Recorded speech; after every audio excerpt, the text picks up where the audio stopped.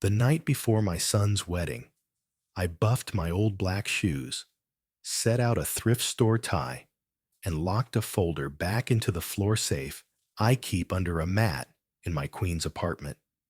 The folder holds brokerage statements, a letter with my late wife's handwriting on creamy paper, and a number that makes banks inhale $95 million. dollars. No one at the country club in Greenwich would guess the night custodian from PS 162 in Flushing had a net worth bigger than the chandelier budget. That was the point. Most folks meet me as Sam, the guy who smells like pine sol and keeps hallways from sticking. I don't correct them. People tell on themselves when they think you can't do anything for them. My Lorraine taught me that. The same woman who clipped coupons, read the Wall Street Journal cover to cover, and turned modest savings into a mountain by believing in index funds more than lottery tickets. Before she passed, she wrote me a sentence I could still hear. Let them show you who they are before you show them who you are. Marcus, Dr. Marcus Reed on his badge, met Victoria Albright during a fundraiser walkthrough at the hospital. She was charming, sharp, and came with a family whose last name could double as a brand.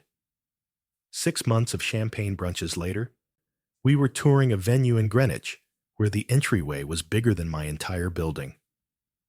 I parked my 2009 Focus beside a soup line of black SUVs and followed the smell of lemons and old money inside. "Mr. Reed," said Mrs. Albright, offering a careful air kiss that never risked touching. "So delighted you could make it." Her smile was magazine perfect. Her eyes took inventory: jacket off the rack, shoes polished but old, hands with work in them. Her son Chase slapped Marcus on the back and grinned at me. "Doc says you work nights. Respect, man. Couldn't be me unless there's bottle service involved." "Chase," Victoria warned, embarrassed. To be fair, she was kinder than the room. She looped her arm through mine, steered me to a patio where servers floated past with trays of things that looked like art projects on crackers. A waiter offered Prosecco. I asked for club soda with lime, and he tried not to be disappointed. Polite questions arrived like darts wrapped in velvet. "Queens? How convenient for the city. Do you live alone, Mr. Reed?" Was medicine Marcus's idea, or did someone nudge him along? I answered, steady and short. Then I did what I do best. I watched. The gaze Mrs. Albright let fall to my shoes. The wince when I mentioned the 7 train. The way Chase joked about Marcus trading up, like his sister was a portfolio move. I watched my son laugh too quickly, smoothing edges that didn't need smoothing, then glance at me across a sea of crystal like he hoped I hadn't noticed. Later, at a tasting, Chase raised a glass. To Marcus finally joining a network that'll get him on the right boards. We'll elevate the brand. People laughed in that checking the room way, eyes sliding to Mrs. Albright first. My jaw went tight. Across the linen, a woman in a simple black dress. Victoria's friend, an attorney named L. Park, caught my look and gave the smallest shake of her head. Like, "You're not crazy. I heard it too." On the drive back, the Cross Bronx chewed traffic like gum. I kept Lorraine in the passenger seat, the way I do when the world gets loud. Let them show you, Sam. Don't rush to teach. I decided then the test would stand. I'd be who they believed I was, a widower with steady hands and a mop bucket. The folder would stay locked. I'd keep a ledger, every microcut, every grace, until the wedding day. Weeks blurred into fittings, seating charts, and a rehearsal dinner that could have fed the Giants' O-line. At the intimate engagement party, Chase clinked his glass and performed a roast nobody had asked for, folding in words like refinement and new standards. Laughter rippled. Marcus's smile got thinner. Mrs. Albright watched me the whole time, the pleasant expression of a queen congratulating herself on her mercy. Elle interrupted him. God bless that woman, with a neat, surgical cut. Funny how character never needs polishing, she said into her glass, loud enough for the table. The room went still for half a heartbeat. Chase blinked, shrugged, went back to his routine. But I saw Victoria's shoulders drop, like she'd been holding her breath all evening. Back home, I ironed my shirt for the big day and checked the folder one more time. Lorraine's letter, the statements, the plan we made on the back of a church bulletin the winter before she got sick. Not a trust for us, but a foundation in her name. Scholarships for kids who ride the bus at 5 a.m. and close the library at night. A fund for nurses who take extra shifts and med students who eat ramen because the dream is bigger than their wallet. If money is a spotlight, we'd keep it turned away from us until the moment it could reveal more than it blinds. I didn't know exactly when that moment would come, only that it would. Because you can forgive ignorance, you can't forgive contempt. And contempt had been smiling at me from behind a crystal flute for weeks. The wedding morning broke bright over manicured lawns. Somewhere, a string quartet tuned. I tied my thrift store tie, slipped Lorraine's note into my jacket like a prayer, and headed for Greenwich. There's a microphone at every reception. All you have to do is pick it up.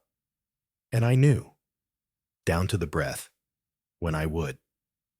The morning of the wedding rose clear and golden over Greenwich. The kind of September day that makes you forget New York ever smells like hot garbage. I drove up early in my old Ford Focus, tucked in behind a line of town cars and glossy SUVs, and stepped out with my thrift store tie knotted neat against my collar.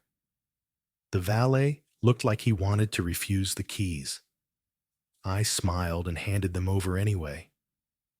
The Albright estate looked more like a country club than a home. Trimmed hedges, fountains spraying water that sparkled like champagne, a white tent the size of a small airplane hangar pitched across the lawn.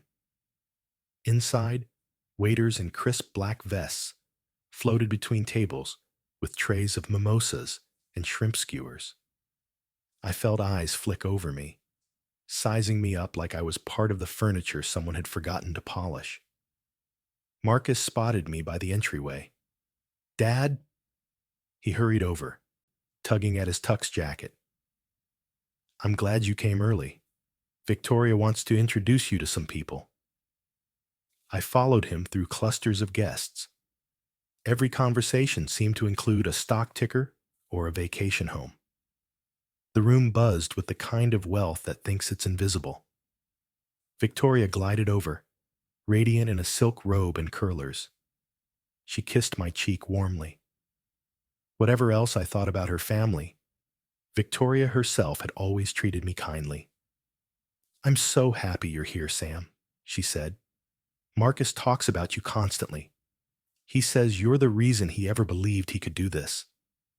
"Kid did it all himself," I said. "I just made sure the light stayed on." Her eyes softened. "That's not just," she said. Before I could reply, Mrs. Albright swooped in like a hawk in pearls. "Samuel," she said, and I noticed how she always used my full name, never Sam. "We've set aside a seat for you at the family table. I hope you'll be comfortable." "I'm sure I will," I said, though her tone suggested I might not. "Lovely." Her smile didn't reach her eyes. "And after the ceremony, Marcus and Victoria have arranged a toast. You'll say a few words, I assume?" I nodded. She moved on, scanning the room like a queen surveying her court. Marcus sighed. "She means well," he said, but even he didn't sound convinced. I let it go. Today wasn't the day to fight. The ceremony was beautiful, I'll admit. Victoria walked down the aisle under a canopy of string lights and autumn leaves, and Marcus looked like he'd forgotten to breathe. I blinked back tears as they exchanged vows. Real, heartfelt words that belonged to them, not to the social chess game swirling around them. But by the reception, the chessboard was back. The ballroom glittered under chandeliers. Guests clinked flutes and compared vacations to the Amalfi Coast. Mrs. Albright presided at the head table like a monarch, Chase beside her, already working the room with a bourbon in hand. When the speeches started, the mask slipped. "To my new brother-in-law," Chase began, grinning wide. "You've done well for yourself, Marcus. From humble beginnings to marrying into the Albright legacy, proof the American dream is alive and well." Laughter rippled through the crowd. Marcus chuckled weakly, his ears burning. Mrs. Albright followed with her toast, a master class in veiled contempt.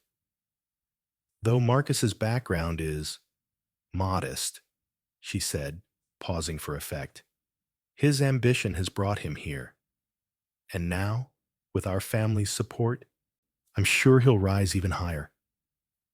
I felt my pulse thrum in my temples. Modest, support, rise. Each word another pat on the head, another reminder that in their eyes, my son was an accessory they'd acquired. Across the table, Elle Park caught my gaze. She shook her head slightly, like she couldn't believe what she was hearing either. Then Chase delivered the line that broke the last thread of patience I had.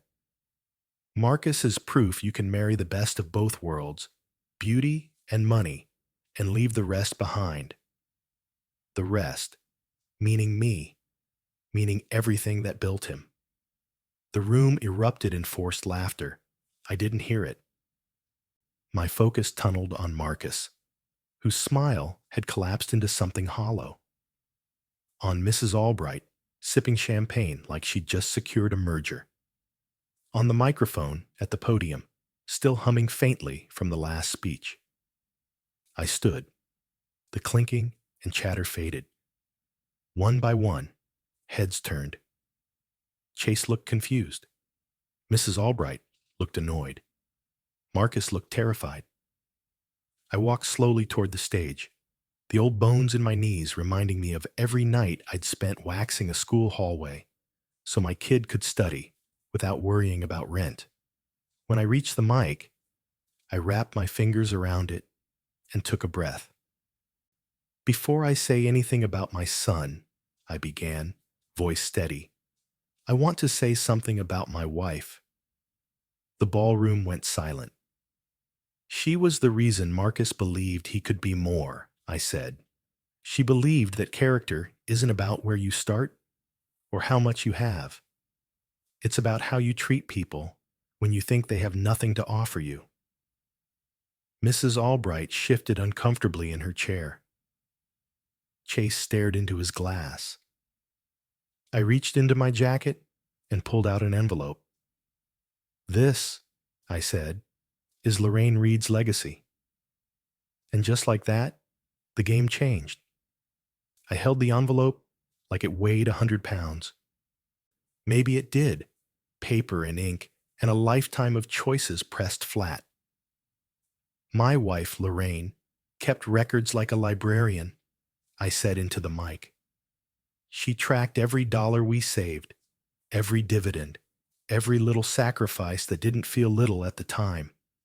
I slid out a single sheet, angled it under the uplight. "This is the final letter she wrote before she passed. Her wishes, her plan." A hush rolled through the room, the kind you feel in your ribs. Forks paused halfway to mouths. The band leader froze with his hand over a cymbal. Even the air conditioning seemed to hold its breath. I read, "Samuel, if I go first, promise me you'll remember what we're for." We didn't climb so we could look down. We climbed so we could build a landing for the next kid reaching up. I let the words hang, then turned the page. Numbers glowed across tidy columns. There was a ripple. Someone gasped. Someone whispered, "No way." Mrs. Albright's face drained by degrees. $95 million, I said, not loud, but clear enough for the back row. Invested over decades by a woman who believed more in libraries than yachts. Chairs scraped. Chase actually choked on his bourbon. Marcus stared like the floor had tilted. Victoria's hand flew to her mouth. And before anyone gets excited, I added, none of it is for me. I shifted the mic away from feedback. Lorraine directed every cent to a foundation in her name. Scholarships, grants, emergency funds for nurses and aides, laptop stipends for kids who ride 2 buses to class. We filed the paperwork last month. The Lorraine Reed Foundation opens next quarter. The room erupted, not with applause, not yet, but with the rustle of 100 people recalculating. I watched it happen. The pivot from dismissal to interest, the head tilt that says opportunity. I'd seen that look on donors' faces at the hospital gala. Generosity dressed in networking. I felt my jaw set.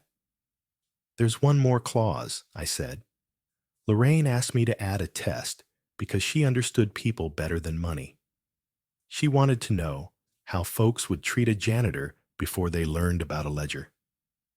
I let my eyes rest on Mrs. Albright, then on Chase. So I came into this family the way I go to work. Quiet, useful, invisible. I listened. No one moved. I heard jokes about refinement and trading up. I heard my son's beginnings called modest, like it was something to climb out of and forget. I was told, with a smile, that support would lift him higher, as if he hadn't already gotten there on his own hard back. Mr. Reed, Mrs. Albright cut in, voice thin, I think there's been a misunderstanding. Any family remarks were made in jest. With due respect, I said, the joke landed on me. A few guests looked at their plates. Others looked at the exits. Then a clear voice from the second table. He's right. Ella Park stood, napkin in hand. I was there for those jokes, and they weren't harmless. She looked at Victoria first. Your friend deserves the truth on her wedding day. Victoria's eyes were wet but steady. Mom? She asked, just that one word, and it echoed. Mrs. R. Albright's smile turned to porcelain. We welcome Marcus. We offered him opportunity. That's kindness. Kindness that expects a conversion, I said softly. Laura used to say, if your help comes with humiliation, it's not help. Chase pushed back from the table. Okay, but if you've got that kind of money, why hide it? Why make us look like idiots? I kept my gaze on him. Because the way you treat the person you think can't help you is the truest thing about you. Silence again, heavier now. I turned to Marcus.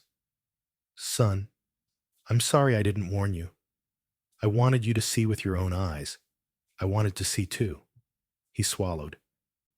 Dad, were you ever going to tell me?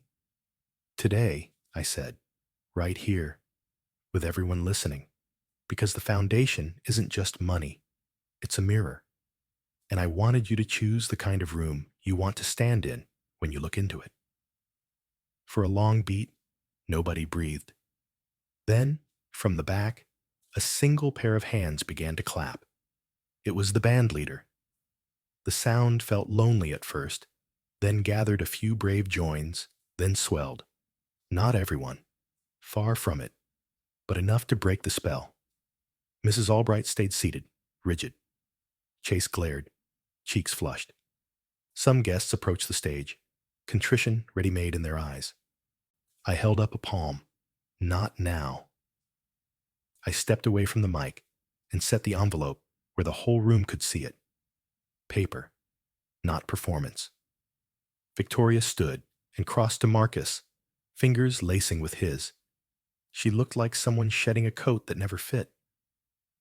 "Marcus," she whispered, close enough that I could still hear. "I love you. I'm proud of where you come from." He closed his eyes, relief and shame fighting on his face. He turned to me. "What do we do now?" I glanced at the head table. "Now," I said, "we test the room one more time." And I nodded toward Mrs. Albright, inviting her to speak, with the truth this time. Mrs. Albright did not stand. She arranged her napkin with surgical precision and lifted her chin the way people do when they choose hauteur over humility.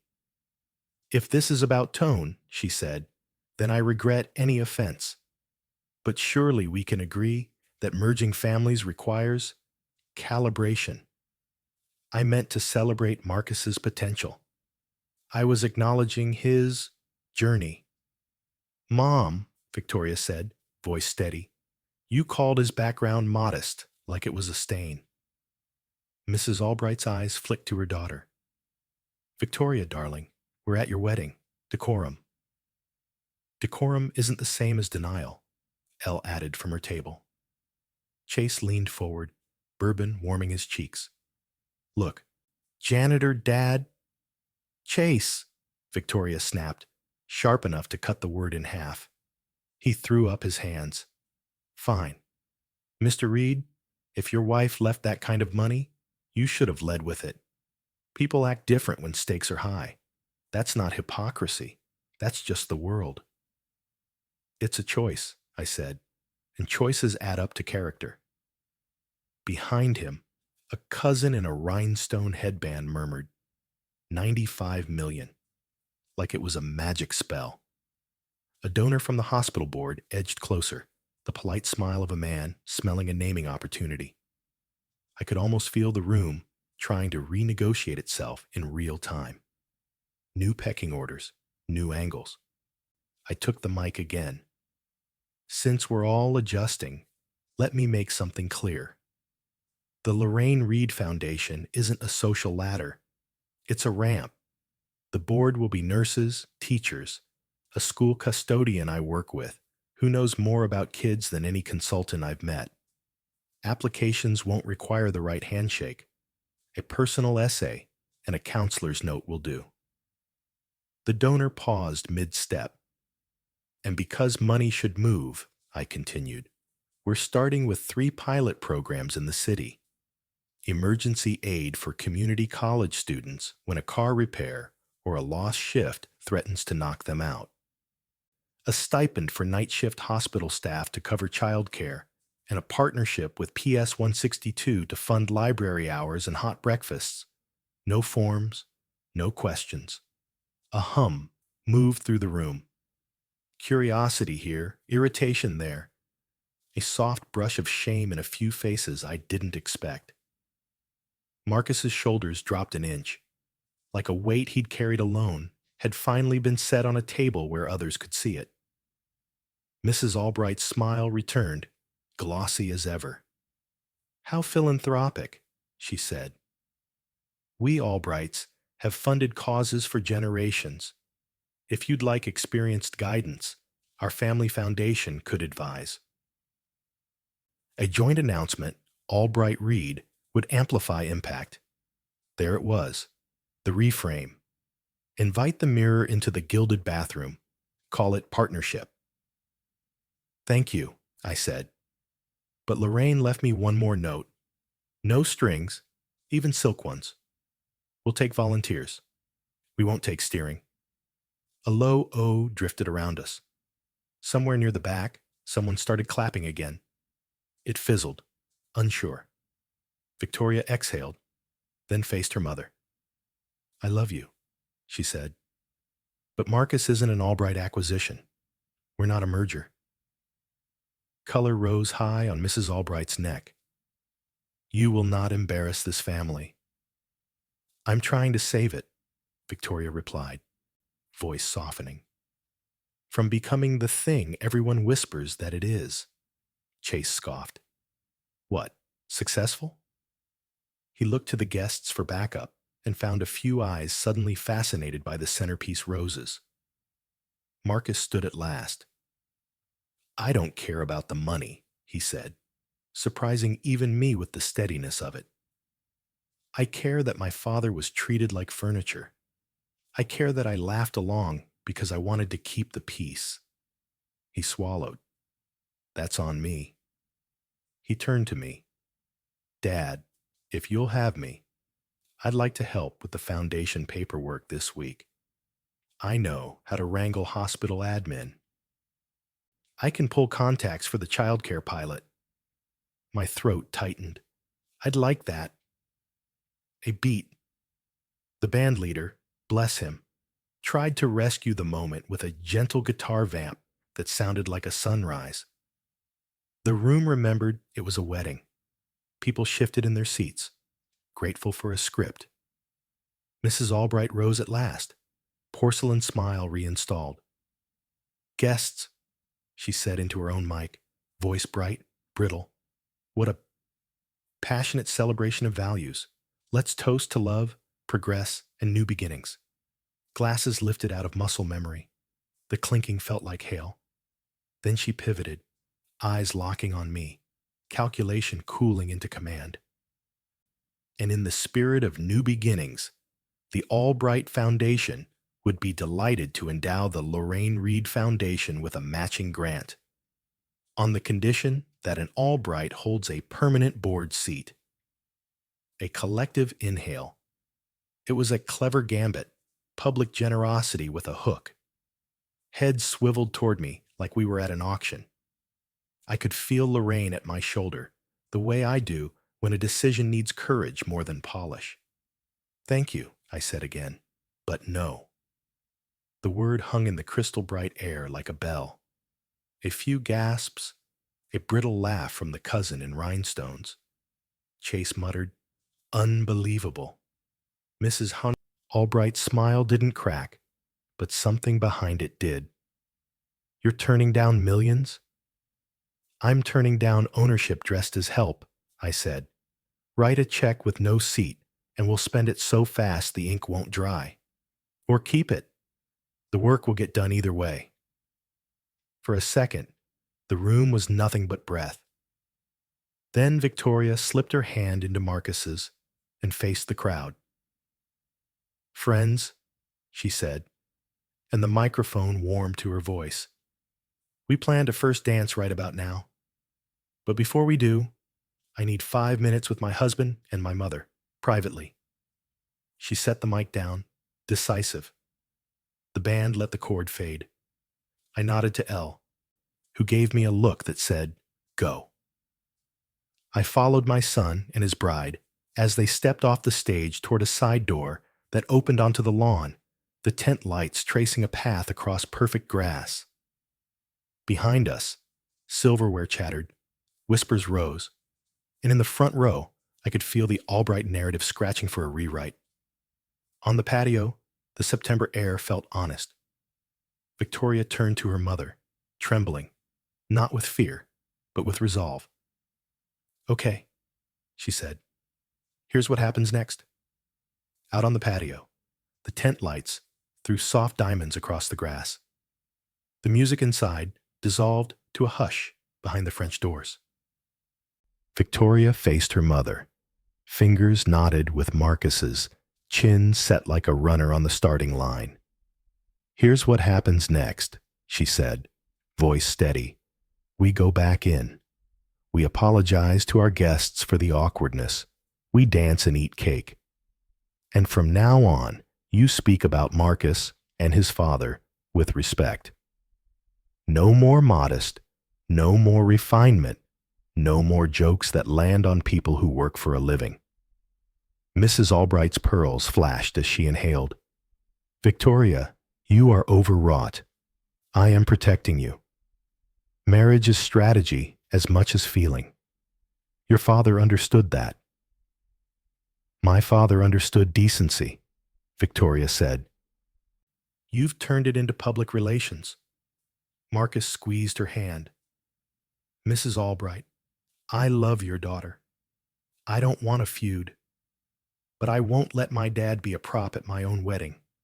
Her smile thinned. You think I'm the villain because I elevated you? I put you in rooms you couldn't have entered. I walk into operating rooms every day, Marcus said quietly.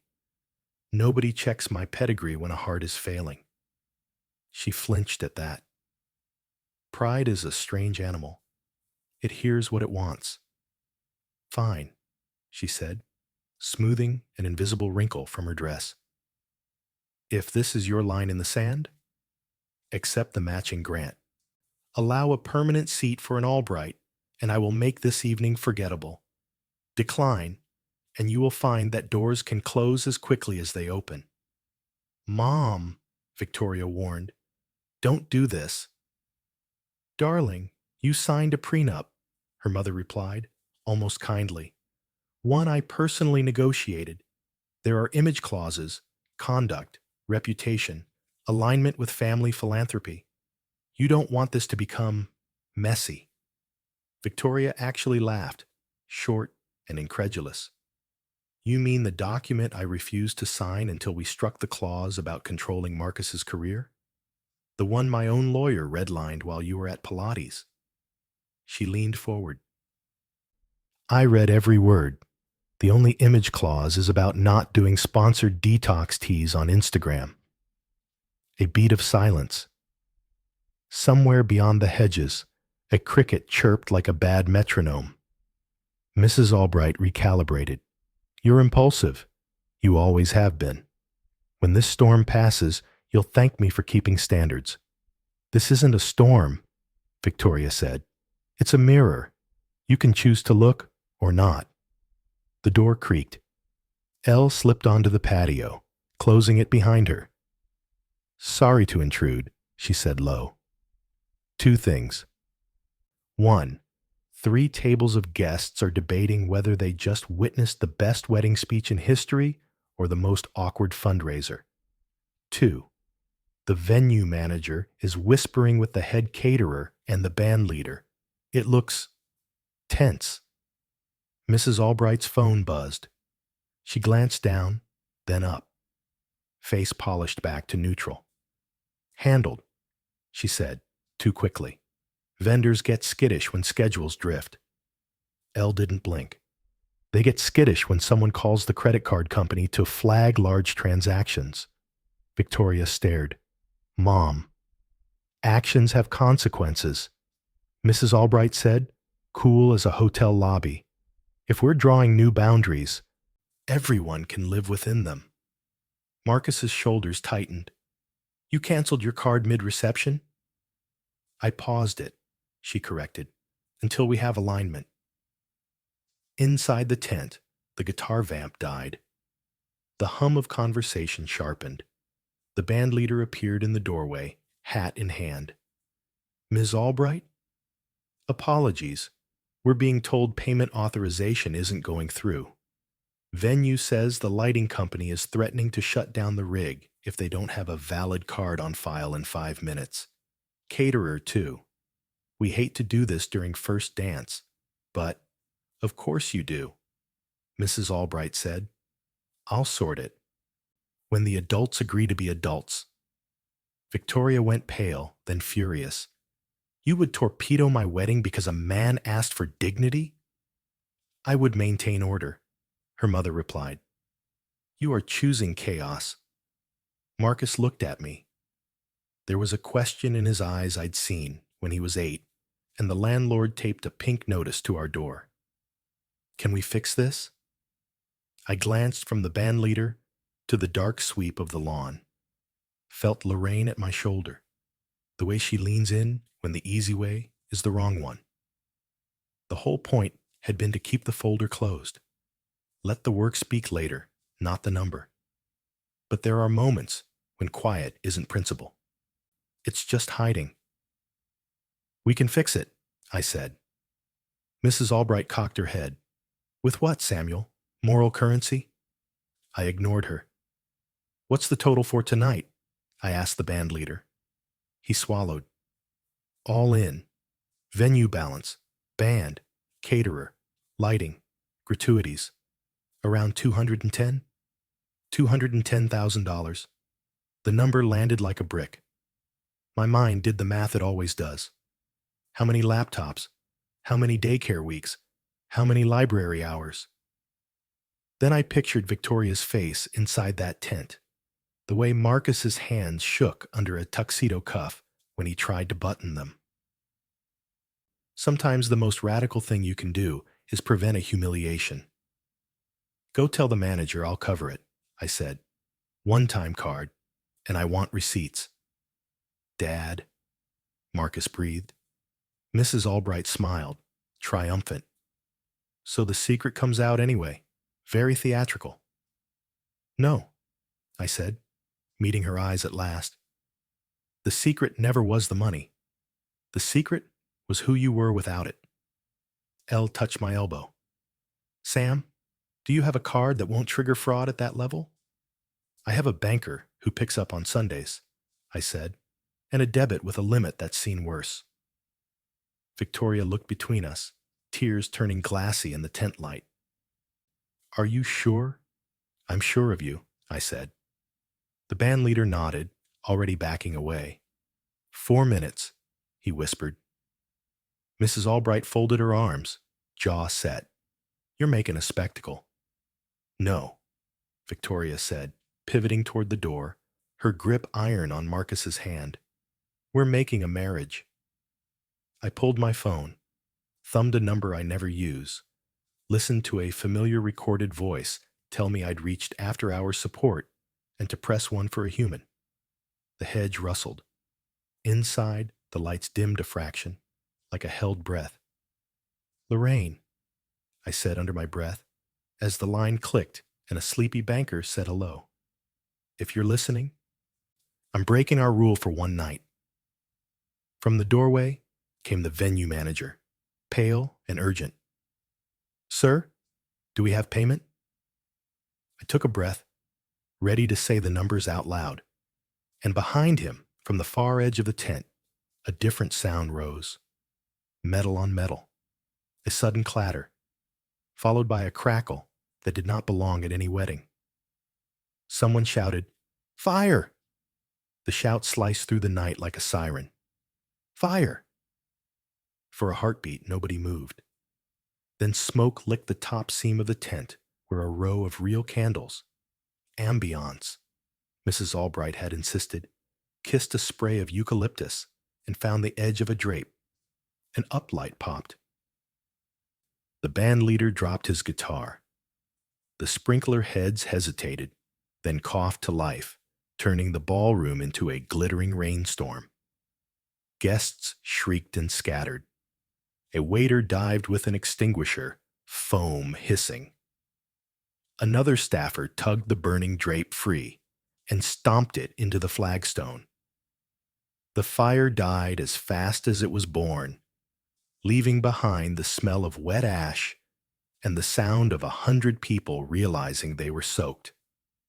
The venue manager burst through the French doors, tie askew. We need power on and paid now, he said to no one and everyone. Sprinklers and pumps ride the same panel as lighting. If we lose authorization, we lose control. I already had the banker on the line. 210,000 now, I said, reciting the merchant names the manager rattled off. Temporary lift, emergency event. Yes, I approve. Yes, I'll come in Monday with ID. I read the numbers. The manager stared like I'd pulled a rabbit from a hat. The POS terminal chirped. A printer spat a receipt. Somewhere, a pump hummed steady. Marcus snapped into doctor mode, voice low and calm. If you're coughing, step onto the patio. Anyone dizzy? Sit. You. He touched an usher's arm. Grab waters. Kitchen. Ice towels. Victoria moved without waiting for orders. Her silk dress dark with sprinkler water as she shepherded her friends and elderly relatives toward fresh air. Ella tossed me a towel and was already on the phone, calling the fire department to log the incident, even though the flames were out. You want a report for insurance? she said to the manager, who nodded, grateful and damp. Mrs. Albright stood in the doorway, drenched and stunned, makeup holding on by willpower. Who allowed open flames under fabric? The manager demanded. Your client, the lighting lead said, eyes flicking to Mrs. Albright. We recommended LED candles at walkthrough. Vendor waiver on file. Initialed by Mrs. A. He lifted a clipboard. Her signature glared up in looping blue ink. Color rose in her cheeks. This is on you, she snapped. A professional venue should anticipate. A professional client shouldn't override fire code best practice. The manager shot back, then caught himself. Apologies, ma'am. We'll make it right. He looked at me. Sir, thank you for the payment. That kept the pumps from cycling off. That could have been ugly. Let's keep everyone outside, Marcus said, checking an older gentleman's pulse. Sir, you're okay. Just adrenaline.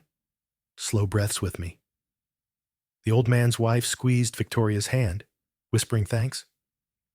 Chase appeared with a damp bar towel over his head and a whiskey held high like the Olympic torch. Wildest wedding ever, he announced to a cluster of 20-somethings filming on their phones. When he saw me on the phone and the manager waving a receipt, his excitement curdled. So the janitor saved the night with his black card? Cute. Chase, Victoria said, quiet but lethal. Put the drink down and help people. He looked around, realized the crowd was not with him, and slunk toward the patio handing out napkins. Sirens dopplered, and a small engine rolled up the gravel drive. Firefighters in yellow coats checked the tent, gave the all clear, and reminded the staff about no real candles under anything you'd like to keep. The chief tipped his helmet to Victoria and Marcus. You two okay? Seen worse at Sweet 16 parties, he said gently, earning the first true laughs of the night. In the soggy lull, reality crept back in. Wilting centerpieces, a cake slumped like a defeated building, the band wringing their sleeves. The band leader hovered. We can still play, he offered. Acoustic out on the lawn. We'll make it work. I looked at Marcus and Victoria.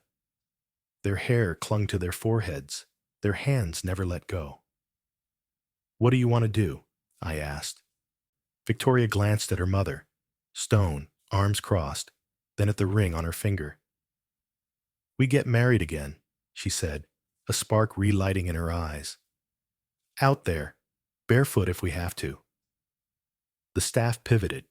In minutes, string lights flicked on over the grass.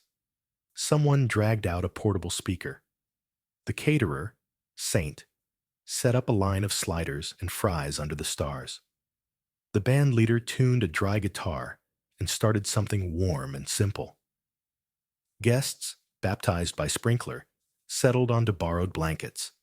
Laughter replaced the metallic tremor in the air. Mrs. Albright stalked over to the manager. This venue will hear from my attorney, she hissed. He straightened. Then he'll see the waiver and the fire chief's report. He nodded toward Elle, who gave a little wave, as if to say, Hi, I'm the attorney you don't want to meet in discovery. Victoria took the mic the DJ had rescued. Friends, she said, voice ringing clear under the night. Tonight went sideways, but the only thing that matters is right here. Marcus, dance with me? They did, sneakers and soaked hems in the grass, arms tight, faces close. Guests cheered through sniffles. The firefighters clapped along. Even the venue staff swayed, relief washing over them. I stood back by the hedges, phone still warm in my palm. The banker texted a confirmation. My heart texted back to Lorraine. See? Sometimes quiet money buys loud mercy. A shadow moved beside me. Mrs. Albright. Her voice, when it came, was a whisper made of glass. You've turned my daughter's wedding into a morality play. I kept my eyes on the dance floor. No, I said. The fire did. We just chose our parts. She exhaled, long and thin. You think you've won, but you don't know this world. It will close around you like a fist. I've lived through fists, I said. I prefer open hands. I nodded toward the lawn, where Marcus dipped his bride and the crowd whooped. That's a world. 2. Footsteps crunched on gravel. The venue manager approached with a clipboard and a careful face. One more thing, sir, he said to me. Insurance asks that the cardholder of record sign the incident acknowledgement as the paying party. Liability still sits with the waiver signer. He glanced at Mrs. Albright. But finance needs your name on this line. He held out a pen. And from the tent, where the flames had been, where the drape lay charred, a voice I knew, but did not expect, said, Before he signs anything, we should talk about who actually moved those candles. We turned. Chase stood in the doorway, jacket singed at the cuff, eyes a little too bright. He swallowed. It wasn't the decorator. Chase lingered in the ruined doorway, like a kid who'd found the principal's office all by himself. The singe mark on his tux cuff looked theatrical until you noticed his hands were shaking. It wasn't the decorator, he said, voice wobbling toward bravado and missing. I moved the candles. The night seemed to tilt. The band kept strumming something gentle out on the lawn. Closer to us, the venue manager went very still. Mrs. Albright pivoted, pearls catching moonlight. Chase, she warned, all vowel and threat. He swallowed. I lifted the drape for a better shot. He hurried on, words tumbling. The eucalyptus looked flat on camera. I told the lighting guy at cocktail hour we needed more vibe. He said no real flames under fabric, so I waited until he went to the truck and slid the runner up a little. It looked amazing. For, like, a second, the manager pinched the bridge of his nose. So you intentionally violated the safety briefing. Chase flared. I didn't violate, I adjusted. Everyone adjusts for content. We're supposed to make memories. We were making vows, Victoria said, each syllable clean as glass. You almost made a headline. Chase looked to his mother for rescue. She manufactured a smile so tight it squeaked. He's exaggerating. My son wouldn't risk anything dangerous. The lighting lead lifted his clipboard again. He signed the add-on for those floor candles. A second page. A familiar signature, the same looping CA as on the waiver. Said he was authorized. Chase, Mrs. Albright hissed, color draining. Chase turned defiant by reflex. We had to save the mood. The place looked like a gala for dentists. I was helping. By playing arsonist, Ella said, dry as salt. His gaze skittered over her and landed on me.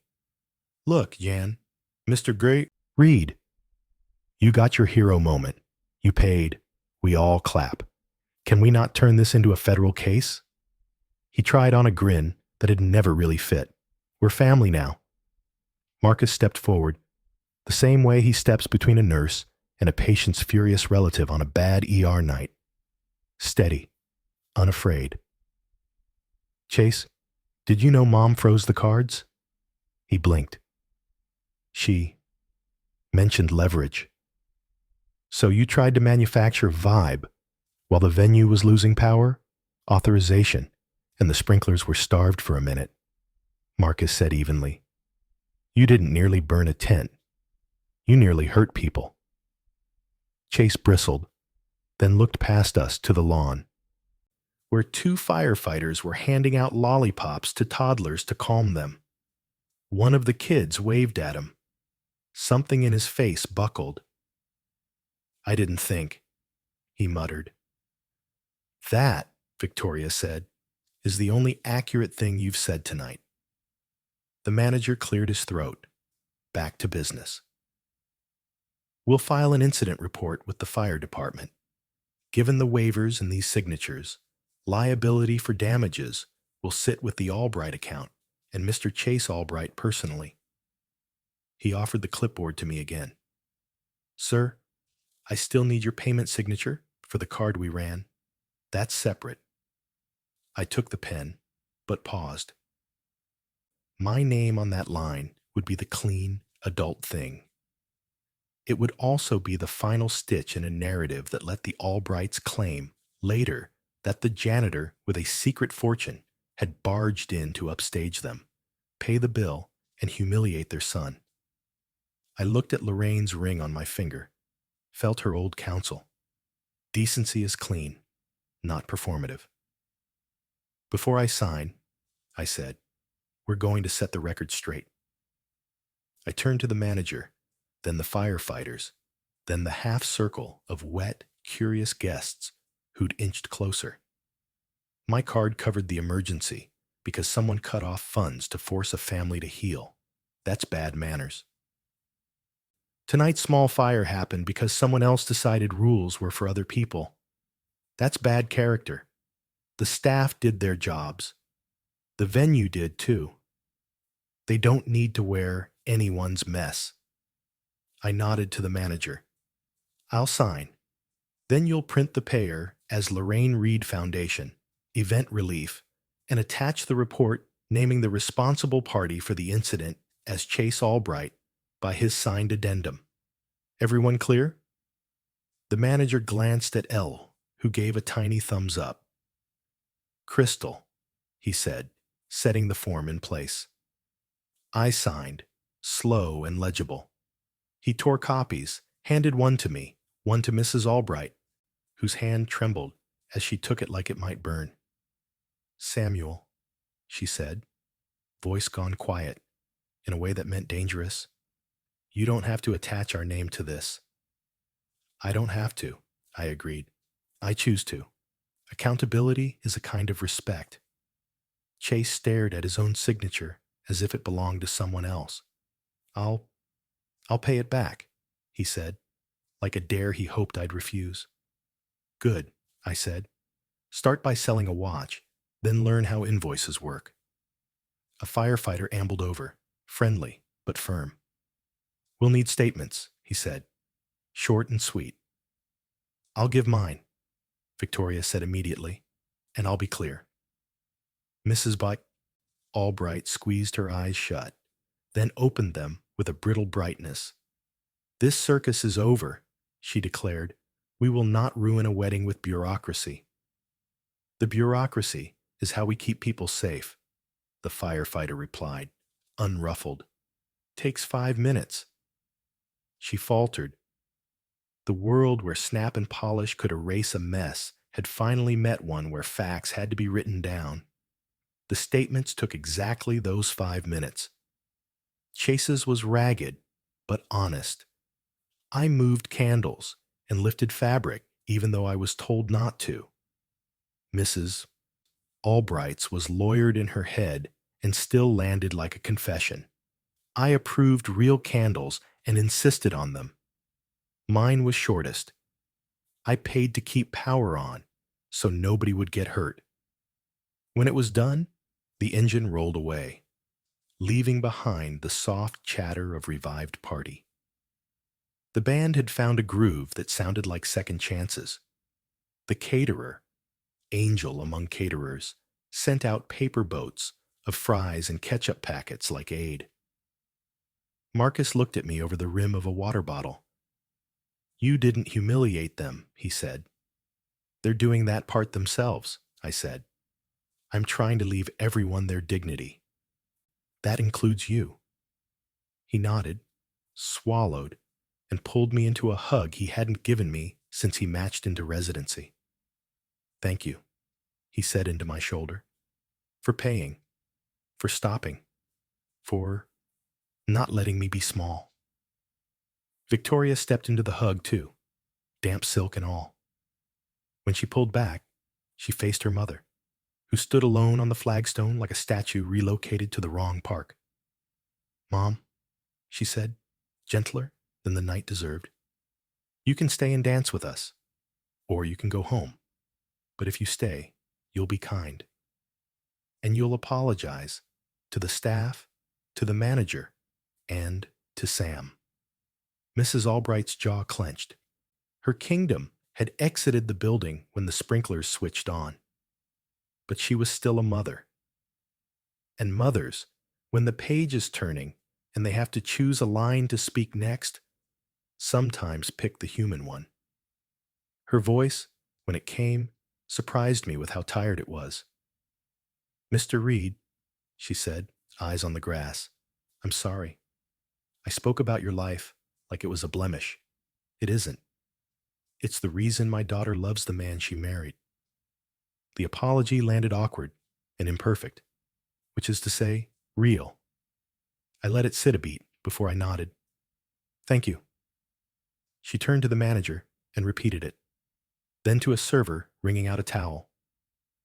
Then, after a long look, to Chase. "We will discuss your adjustments," she said, "after you write a check." Chase gave a shaky salute that was almost sheepish. "Yes, ma'am." The band leader cleared his throat at the edge of the lawn. "If the newlyweds are ready," he called, "we'd love to play that first dance again. Maybe this time without special effects." Laughter rippled. Marcus offered his hand to Victoria. She took it. They stepped under the string lights. The song lifted, simple, clean, the kind you hum without noticing. Guests gathered close, a loose, warm ring. I stayed at the margin and watched my son breathe easy for the first time all night. My phone buzzed. The banker, checking that we were safe. A text from a number I didn't know. "I'm a nurse at Elmhurst. That fund you mentioned, is it real?" And a second right behind it, from a high school counselor in Jackson Heights. "If your foundation needs a committee, I'll serve." I typed back one word to both. Yes. The song ended in cheers. Marcus kissed his bride. The night, against the odds, felt redeemed. Then the bandleader shaded his eyes and peered toward the driveway. Headlights crept up the gravel, too slow for another vendor, too purposeful for a wandering guest. The car rolled to a stop. The door opened, and the last person I expected to see stepped out, tucking a folded newspaper under his arm like a summons. He looked at me like he'd been tracking this whole show from a distance and had finally decided to walk onto the stage. "Samuel Reed?" he called, not loud, but with a cop's certainty. The lawn quieted. Victoria's hand found Marcus's again. "I'm with the Attorney General's office," the man said, holding up a badge that caught the string-light glow. "We need to talk about your foundation." He stood at the edge of the lawn, like a headline, walking in a suit. Conversations thinned to whispers. The sprinkler-wet grass made a hush under his shoes. "I'm Assistant Attorney General Daniel Ortiz," he said, voice even. He flashed the badge quick, like a courtesy. "Relax. No one's under arrest. Mr. Reed, your banker pinged our nonprofit unit per protocol. A sudden six-figure disbursement flagged to a brand new foundation with a sizable endowment. We do knock and talks to keep charities honest. Congratulations on the wedding, by the way." The tension loosened a notch. People laughed nervously. I breathed. "Happy to talk," I said, "but not here. My son just got a second first dance." Ortiz nodded. "5 minutes on the patio, then I leave you alone."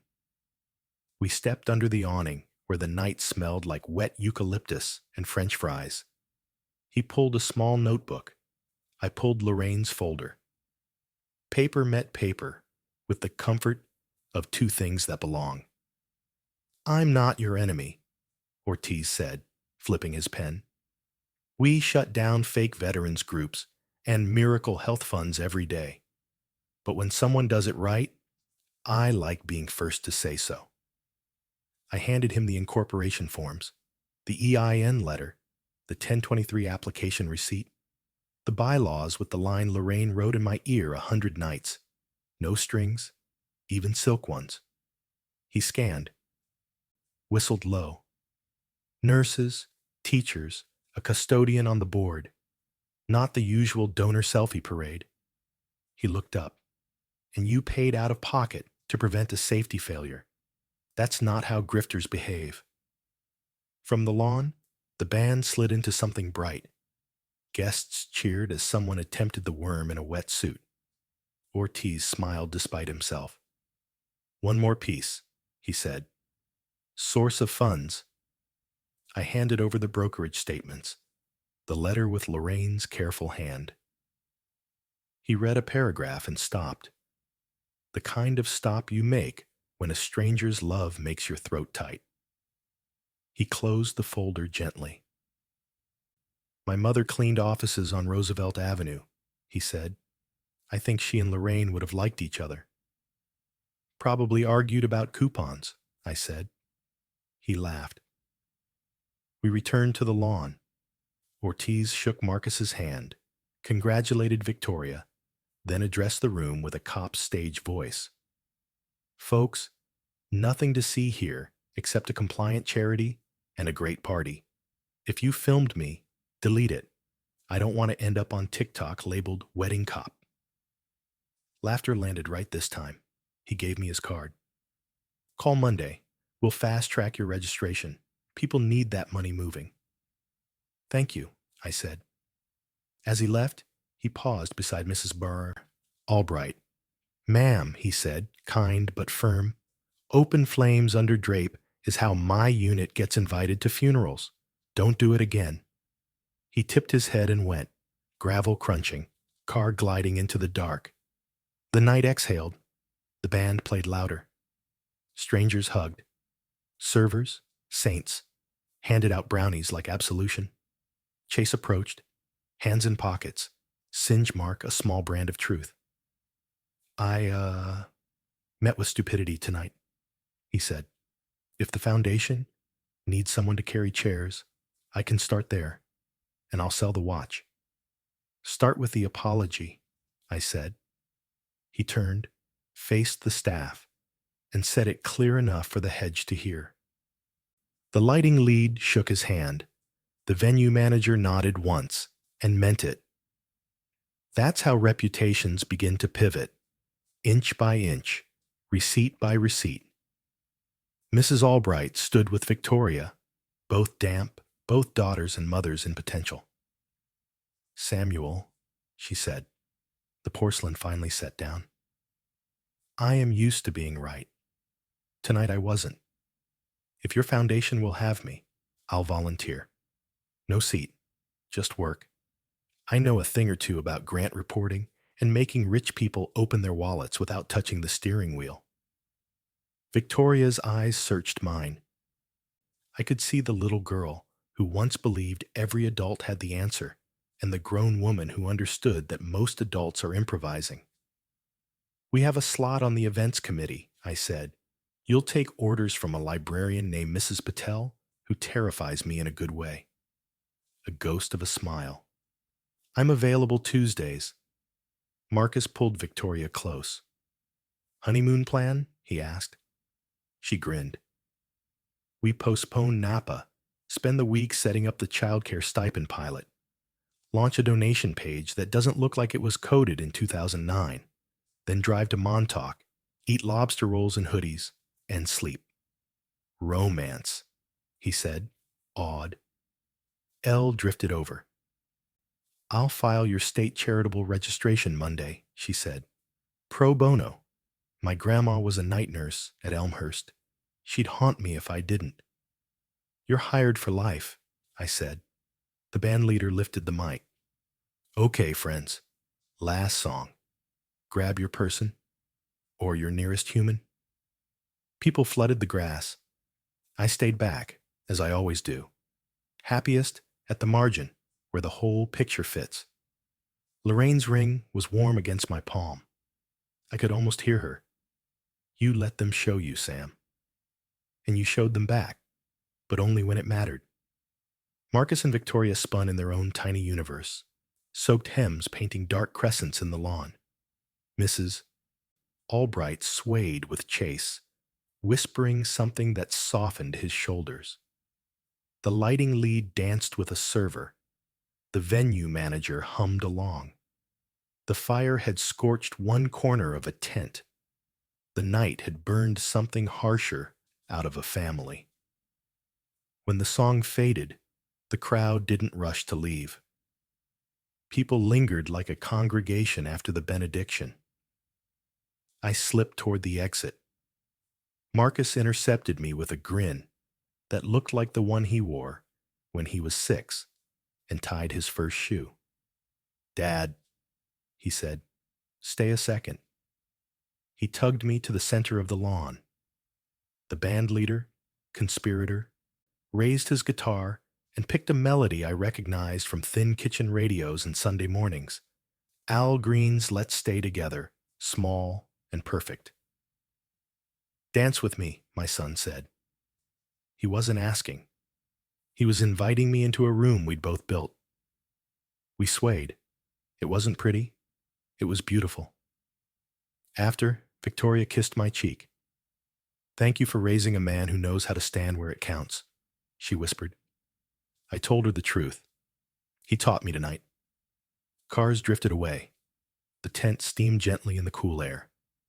On the patio, I signed one last receipt for the caterer. He handed me a foil-wrapped slice of cake, salvaged from the unburned tier. For the road, he said, on the house.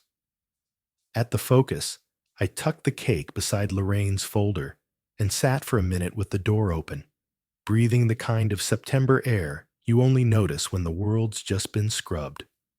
My phone buzzed. A text from an unknown number. Mr. Reed, I'm a CUNY student. My daycare fell through last month, and I almost dropped my classes. If your fund is real, you just saved someone like me. Another, then another. The night filled with need and hope. I typed replies. Yes, yes, yes. As I pulled onto the road, I caught a last glimpse of the lawn, string lights like constellations, people who'd learned something under them. The American dream isn't a ladder, Lorraine had written. It's a hand to the next rung. I drove toward Queens, toward Monday, toward the work. The folder felt light at last,